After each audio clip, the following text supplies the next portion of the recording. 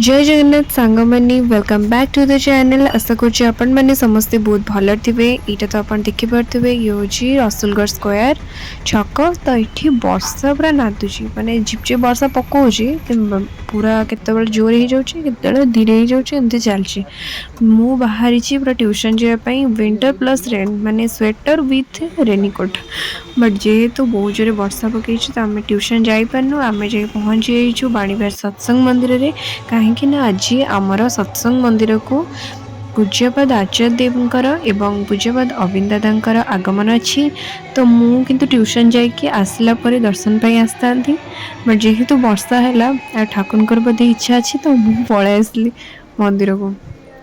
तो मो सहित मो दिव्या को भी नहीं आसली। आम ठीक प्रेयर टाइम बेलू आसी पहुँची जेहेतु बहुत सारे लोक अलरेडी प्रेयर बसी सारी आम भी वर्षा ओदा हो तो से आम भितर को जापार नु।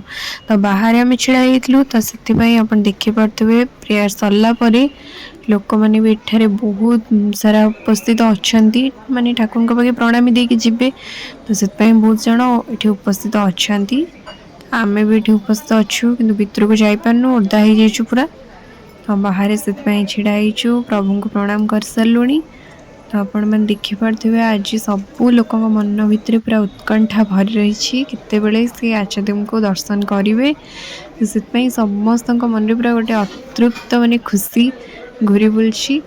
तो ये भी देखो बहुत सारा वर्षा हो बड़मा पाखक भी जापारे। एपटे देखो देखो गुरु भाई मैंने जाकि माने पूज्यपाद आचार्यदेवकर आसबार समय हो हेतु सेठारे स्वागत पाई बहुत सुंदर भाव में आयोजन करिसेंती। माने ढोल मृदंग से बजेकी माँ मैंने किसी हुलहुली दौरान तो से सुंदर भाव परिवेश क्रिएट करछंती। एंड देखो एत वर्षा वर्षा लोक मानकर जो ठाकुर प्रति भल पाइबा अच्छी से भांगी दे पारनी। एत जो वर्षा हो तथापि समस्ते सब गुरु भाई मैंने जाकि तले लाइन करके छिड़ा होती गोटे गोटे छता धरिकी।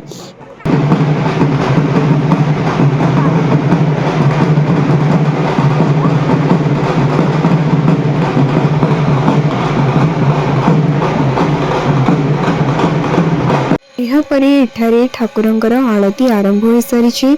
तो मत आलती रे रहियापी बहुत भल लगे। मु सब प्रेयर पर चाहे आलतीटा अटेंड करने करें तो आज एठारे उपस्थित रही तो बहुत भल लगुच। आम तल फ्लोर को गलु टिके भिड़ कमी जाता। आपड़ एठारे देखुवे कीर्तन चली कीर्तनटा प्रतिदिन हुए आ प्रेयर पर कीर्तन करा जाए। तो आम बड़मा पाखे प्रणाम जनइलु। तापरे सेठारे देखो बारिगेट्रे केते सुंदर भाव में फूल सजा होती। माँ पाखे प्रणाम शुणी जाऊ जाऊ आम देखिलु परम पूज्यपाद आचार्यदेवकर आगमन हो सारी। आम सेपट को जापरूनी पूज्यपाद बड़दा पाखे प्रणाम जनापी। तो से आम से छिड़ा होकि मन भर प्रणाम जनइलु। सेहीपरि भाव में पूज्यपाद आचार्यदेव प्रथमे ठाकुर को तापरे बड़मा को एवं परी पूज्यपाद बड़दा को प्रणाम जणी किछि समय प्रेय सभा चलीगले। तापरे आपण मन को मुझे बुले के देखे दूसरे आपण मन देखु भाई माने कितने सुंदर भाव में यहाँ को सजे सारी। पूरा मंदिर सजे पूरा इठी नाटमंडप रे भी कितने सुंदर भाव सजे। गोटे कथा भावतु एते वर्षा रे एते शीतरे मध्य केते सारा गुरु भाई केवल आम भुवनेश्वर नुहे आउट ऑफ भुवनेश्वर बहुत जन आसी। पूज्यपाद आचार्यदेवकर आसबार समय पाखे आसुवा हेतु समस्ते एठारे आसी उत्कंठार सहित अपेक्षा करिसेंती केतेबेले आमर पूज्यपाद आचार्यदेव आसी आसन ग्रहण करेंगे आमको किसी आम लाइफ रे आमको किसी शिखेबे। तो से शिक्षा को अनुग्रहण करने समस्त एठारे उपस्थित हो सारी देखिपे। एमती कि आहरी बहुत जन भाई माँ मैंने उपस्थित अच्छा ठिया होती। मु जोटा कि कैमेरा रे रिकॉर्ड कर पानी एत जन को घंटे 13 मिनिट आमको समय दे केते कण नीतिबाणी शिखाई दे तांकर जाजन समाप्त करिसेंती परम पूज्यपाद श्री श्री आचार्यदेव। एहापरि से तांकर कक्ष निमंते बाहरी जाइछंती। तो यह बहुत मूल्यवान अटे आमर ई भुवनेश्वर वासी पाई। ଏହାପରେ ଏଠାରେ ପ୍ରସାଦ ସେବନ ପାଇଁ କିଛି ଆୟୋଜନ କରାଯାଇଥିବା ହେତୁ ଗୁରୁ ଭାଇ ମା ମାନେ ଆସି ଏଠାରେ ଉପସ୍ଥିତ ହୋଇସାରିଛନ୍ତି ପ୍ରସାଦ ଗ୍ରହଣ କରିବା ପାଇଁ। ଏବଂ ଆପଣ ଦେଖିପାରୁଥିବେ କେତେ ସୁନ୍ଦର ଭାବରେ ଲାଇନ୍ କରି ଏଠି ଛିଡ଼ା ହେଇଛନ୍ତି ପ୍ରସାଦ ପାଇଁ। ତ ପ୍ରସାଦ ମଧ୍ୟ ବହୁତ ସୁନ୍ଦର ପ୍ରସାଦ କରାଯାଇଥିଲା।